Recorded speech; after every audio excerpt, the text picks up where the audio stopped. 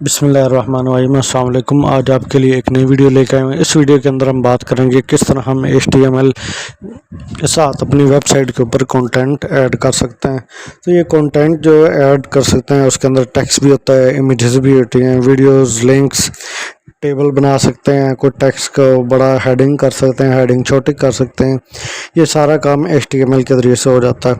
ये हमारी समझें कि वेबसाइट का एक स्ट्रक्चर बना देते हैं। ये हमने पीछे पढ़ा भी था। तो हमने पहले वीडियोस में देखा है 8वें इस चैप्टर के अंदर के HTML के टैग्स भी होते हैं, paid tags, unpaid tags, paid tag किस तरह के होते हैं, अनपेड किस तरह के होते हैं। ये सारा मैंने आपको वीडियो में दिखाया था। अगर आपने नहीं देखा तो आप जो है पहले वो वीडियो लाजमी देखें, वरना आपको ये वीडियो समझ नहीं आएगी।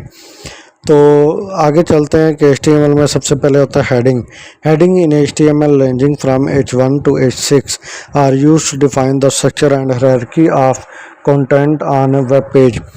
जो आपका वेब पेज है उसके ऊपर जो हेडिंग होती हैं, कुछ छोटी होती हैं, कुछ बड़ी, वो सारी हेडिंग वाले टैग से लिखी जाती हैं। हेडिंग का टैग H1 से शुरू होता है और H6 तक होता है, यानी कि H1 का और साइज होता है, H2 का और, H3 का और, H6 का और साइज होता है। इसकी इंपॉर्टेंस क्या होती है? Organising content heading help organise the content into section and sub section, making it easier for user to read and understand. जो हेडिंग होती है, हमारा जो कंटेंट होता है उसकी समझने में, उसको पढ़ने में आसानी हो जाती है, इसलिए जो हेडिंग वेबसाइट के ऊपर ऐड की जाती हैं। Heading typically use for the main title of the page while H1 to H6 are use for sub heading in descending decreasing order of importance. ये हमने देखना होता है कि हमने हेडिंग बड़ी लिखनी है तो उसमें H1 यूज़ करना है या H2 यूज़ करना है। छोटी लिखनी है तो उसके लिए क्या कौन सा H1 से 6 तक होता है, जो भी हम यूज़ करना चाहें वो कर सकते हैं, जैसी हमारी रिक्वायरमेंट होती हैं। फिर दूसरी इसकी इम्पोर्टेंस ये होती है, जो हमारे सर्च इंजन होते हैं जैसे कि गूगल क्रोम, बिंग, ये सारे क्या करते हैं, ये हमारे जो पेज को पढ़ते हैं तो हेडिंग के ज़रिए से पढ़ते हैं। हेडिंग का इसके अंदर बहुत रोल है। अगर आपकी हेडिंग अच्छी होगी तो आपकी वेबसाइट जो अच्छे जो मतलब जब कोई गूगल पे सर्च करते हैं तो उसको वेबसाइट आपकी शो होती है। इसको कहते हैं सर्च इंजन ऑप्टिमाइजेशन, यानी कि आपने हेडिंग का बहुत अच्छे से ख्याल रखना। फिर कंसिस्टेंट फॉर्मेटिंग जो होती है, using standard heading tags ensure consistent formatting across different browser and devices। तो स्टैंडर्ड हेडिंग टैग जो है वो यूज़ किए जाते हैं और डिफरेंट कंसिस्टेंट फॉर्मेटिंग जो है वो यूज़ करते हैं ब्राउज़र के अंदर। मतलब एक वेबसाइट है, उसका एक ख़ास स्ट्रक्चर है, पहले हेडिंग होगी फिर छोटी हेडिंग, इस तरह करके एक कंसिस्टेंट फॉर्मेटिंग हो तो को लोग आपकी वेबसाइट पे जब फेमिलियर हो जाते हैं उनको कोई भी इंफॉर्मेशन जो है वो ढूंढना आसानी से मिल जाता है। तो हेडिंग में आपको कोड में जाके दिखाता हूँ किस तरह हम हेडिंग ऐड कर सकते हैं। ये देखें यहाँ पे मैंने मुख्तलिफ हेडिंग पहले से ऐड की है ताकि हमारा टाइम बच जाए। ठीक है, वीडियो के दौरान मैं लिखूंगा तो ये बहुत टाइम लग जाता है, वीडियो लंबी हो जाती है। तो ये देखें, पहले H1 हेडिंग है, यहाँ से स्टार्ट हो रही है, फिर H1 ख़त्म हो रही है, फिर मैंने एक पैराग्राफ लिखा है, फिर यहाँ पे ये ख़त्म हो रहा है, फिर H2 लिखा है, फिर ये पैराग्राफ, फिर H3, फिर यानी कि फिर ये H4, ये फिर ये ख़त्म हो गया, फिर H5, फिर ये ख़त्म हो गया, H6, फिर ये ख़त्म हो गया। अब इसकी आउटपुट मैं आपको दिखाता हूँ किस तरह ये वेबसाइट के ऊपर आ रही है। आप यहाँ पे देखें, ये आपके मेन टाइटल है, यहाँ पे H1 हेडिंग है। ठीक है, जैसे आप ये देखें, ये मैंने H1 हेडिंग ऐड की, फिर उसके बाद ये H2 हेडिंग है, ये H2 लिखा, उसके नीचे ये मैंने लिखा हुआ है टाइटल, एक पैराग्राफ लिखा हुआ है, पैराग्राफ वाला टैग लगाया हुआ है, P से शुरू हो रहा है। फिर आप देखें ये H3 है, फिर H4 है, फिर H5, H6। जैसे यहाँ पे मैंने कोड में सारे लिखे हैं, इसी तरह ये यहाँ पे आउटपुट आ गए। और आप ये देखें कि जो H1 वाली हेडिंग है वो सबसे बड़ी है, H2 से छोटी H3, इस तरह जो सबसे छोटी है वो H6 की है। तो इस तरह जो हम अपनी वेबसाइट के ऊपर जो हेडिंग वगैरह ऐड कर सकते हैं।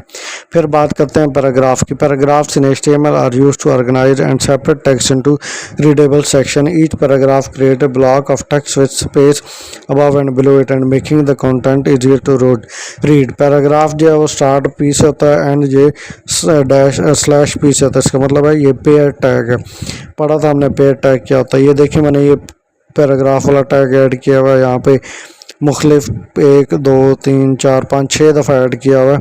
ये पैराग्राफ का टैग यहाँ पे आपको नज़र भी आ रहा होगा। एक ये पैराग्राफ है कि ये लाजमी नहीं है कि इतने छोटे आपके बड़े पैराग्राफ भी हो सकते हैं, बड़ा कुछ भी ऐड कर सकते हैं।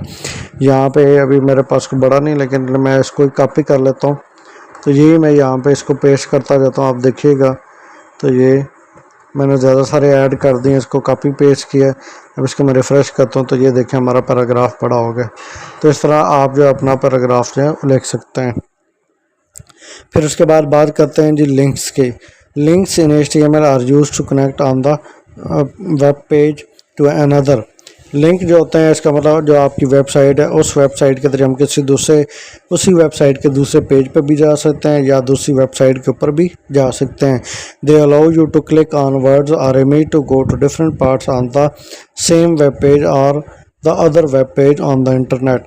इससे क्या होता है कि आप उस वेबसाइट पे किसी और पेज पे जाना चाहें वहाँ पे भी जा सकते हैं, या किसी और वेबसाइट पे जाना चाहो वहाँ पे जा सकते हैं। लिंक जो है ये वाला स्टार्ट होता है ए से और ए पे ख़त्म होता है स्लैश के साथ। इसका मतलब है ये भी पेयर टैग है। तो ये ऐड कैसे होता है, यहाँ पे चलते हैं कोड में, मैं आपको दिखाता हूँ। तो कोड में कैसे होगा ये देखें, ये मैंने एक लिंक ऐड किया है ये वाला, ठीक है। इसमें लिख देता हूँ click here to go to Google. यहाँ पे आप क्लिक करेंगे तो ये आपको गूगल की वेबसाइट पे ले जाएगा। कैसे, सबसे पहले आपने ये ए लिखना स्टार्टिंग टैग, ये इसकी एंगल ब्रैकेट है, इसके दरमियान में आपने ये इसका एक एट्रीब्यूट ऐड करना होता है हरीफ के नाम से HREF। ये आपको यहाँ पे आपने लिंक देना होता है। जैसे यहाँ पे मैंने लिखा है google.com, तो ये google.com लिखा है। तो यहाँ पे इसको मैं आपको दिखाता हूँ कोड कैसे शो होगा। यहाँ पे ये लिंक, ये देखें ये लिंक लिखा हुआ है click here to go to google.com। ये आपको नज़र आ रहा है ये वाला, ये लिंक ऐड किया हुआ है मैंने, ठीक है। यहाँ पे मैं इसको चेंज कर दूँ तो कुछ भी आ सकता है, click here to yahoo.com। Yahoo लिखते हैं तो ये याहू आ गया, ठीक है। इस तरह हम इसको चेंज भी कर सकते हैं। मैं से इसको क्लिक करता हूँ तो ये देखें यहाँ पे अभी ये गूगल की वेबसाइट पे जाएगा। कैसे चला गया, ये देखें क्लिक किया गूगल की वेबसाइट पे आ गया। क्यों आ गया, क्योंकि यहाँ पे मैंने इसका लिखा हुआ है google.com। अगर यहाँ पे मैं लिख देता हूँ facebook.com तो ये फेसबुक पे चला जाएगा।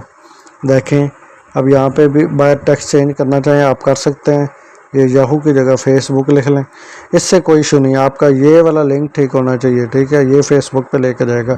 ये सिर्फ इसलिए लिखा होता है ताकि यूज़र को नज़र आए कि आप इस लिंक के ऊपर क्या करना चाह रहे हैं। अब मैंने फेसबुक लिखा है, अब मैं इसको क्लिक करूँगा, ये देखिए कि नया टैब ओपन हो गया, ये मुझे facebook.com के ऊपर ले आया, ठीक है। इस तरह जो हम लिंक ऐड कर सकते हैं अपनी वेबसाइट के ऊपर। फिर उसके बाद करते हैं इमेजेस की ऐड।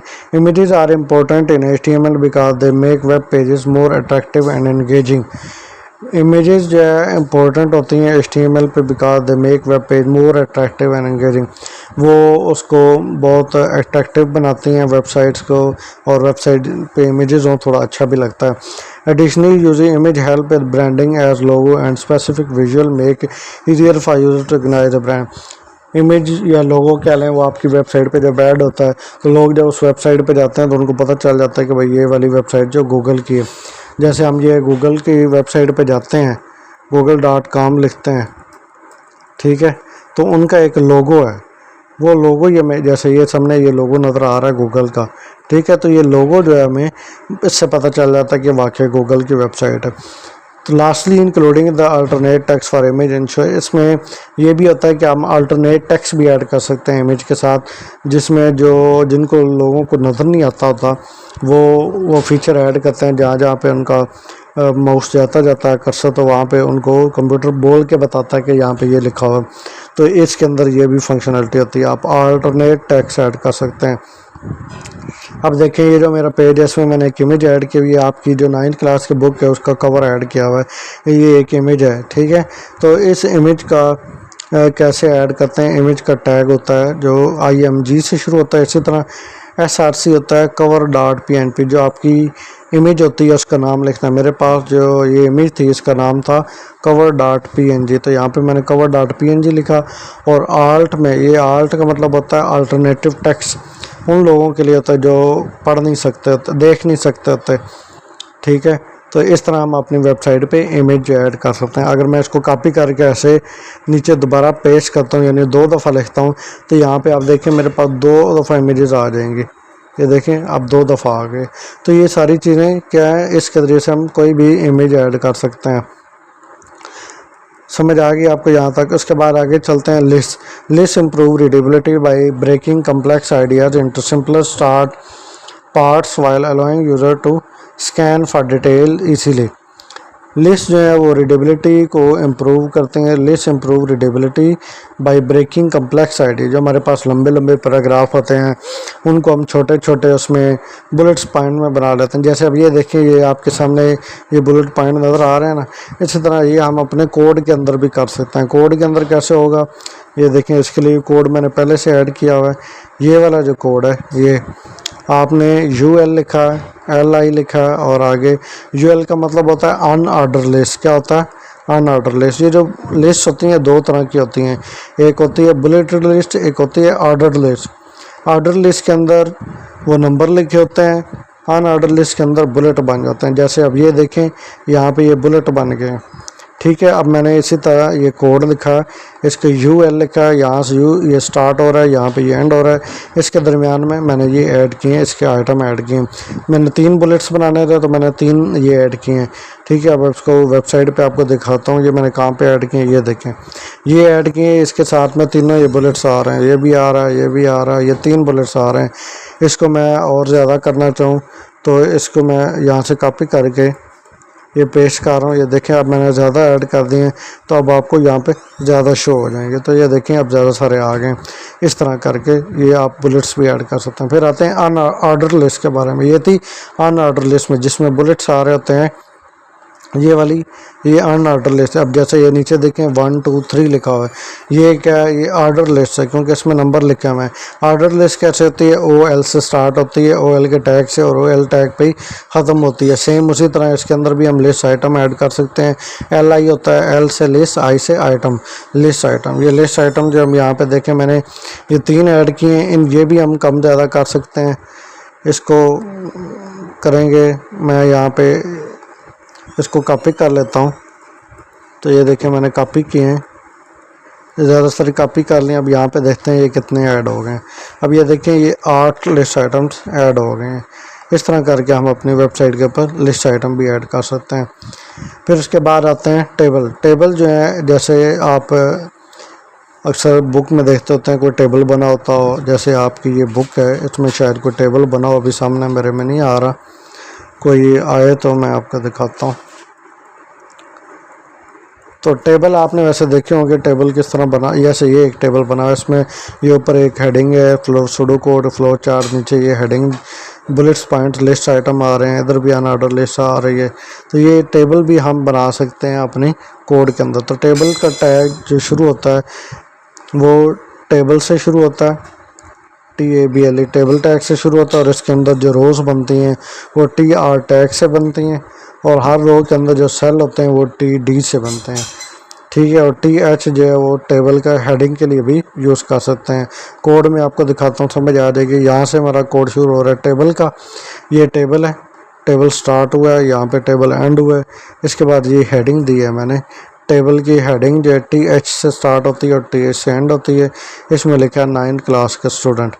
यहाँ पे TR एक रो ऐड किया मैंने, एक रो में पहली रो के 2 कॉलम बनाया मैंने, एक में नाम लिखा और उसमें रोल नंबर लिखा। फिर एक और रो बनाई, उसमें मेरा नाम आ गया हमज़ा, और नीचे ये रोल नंबर आ गया। अगर आप ये देखें, यहाँ पे हमने एक टेबल बनाया। ये पहले मैंने टेबल की हेडिंग दी है 9th क्लास स्टूडेंट्स, जैसे यहाँ पे कोड में दी थी ये वाली हेडिंग। फिर इसी तरह मैंने नीचे एक रो बनाई है। क्या बनाई है? रो। ये देखें, ये एक रो है। ये रो किस तरह बनी है? इस रो से बनी। ठीक है, और इस तरह नीचे एक और रो है जिसमें हमजा 2 5। इस तरह हम और रोज़ भी ऐड कर सकते हैं। अगर मैं इस रो को यहाँ से कॉपी करूँ तो नीचे ये एक और रो ऐड, ठीक है, एक और रो ऐड हो गई है। इसका नाम हम कुछ और रख लेते हैं। ठीक है, माल रखते हैं। तो ये देखें, अब ये नाम चेंज हो गया। इस तरह आप जो है टेबल भी बना सकते हैं। फिर उसके बाद आखिरी चीज़ HTML के अंदर जिसके हम बात करेंगे कमेंट्स के बारे में। इन HTML comments can be extremely useful for explaining the purpose of specific section of the code. आप को जो कोड दिखाता है आप उसमें कमेंट भी लिख सकते हैं कि जैसे अब यहाँ पे मैं कोड लिख देता हूँ कि ये टेबल का कोड है, ठीक है। HTML ऐसे स्टार्ट होता है ये कोड, और यहाँ पे लिखते हैं this is code for table, ठीक है, ये टेबल का कोड है, ठीक है।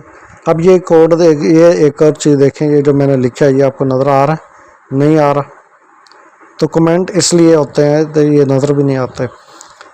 Leaving reminder to future edit इसलिए लिखते हैं कोड ताकि आपने फ्यूचर में इसमें कोई चेंज करनी है तो साथ में यहाँ में इम्पोर्टेंट नोट लिख दें। ये मतलब इसलिए होते हैं कि आप जो यहाँ पे आपको नज़र आए लेकिन वेबसाइट के ऊपर नज़र ना आए। लेकिन अब ये देखें, ये मैंने ऐड किया लेकिन ये कमेंट भी ऐड किया है लेकिन ये यहाँ पे नज़र नहीं आ रहा है। क्यों नहीं नज़र आ रही? क्योंकि ये कमेंट है, ये सिर्फ आपको नज़र आएगा। तो यहाँ तक के लिए हमारा HTML का सेक्शन ख़त्म होता है इस चैप्टर के अंदर। इसके बाद हम CSS देखेंगे कि किस तरह हम जो हमारा वेब पेज है उसको स्टाइल कर सकते हैं। तो अभी तक हमने ये देखा था किस तरह जो हमारे पेजेस होते हैं उनका स्ट्रक्चर बनाया जा सकता है।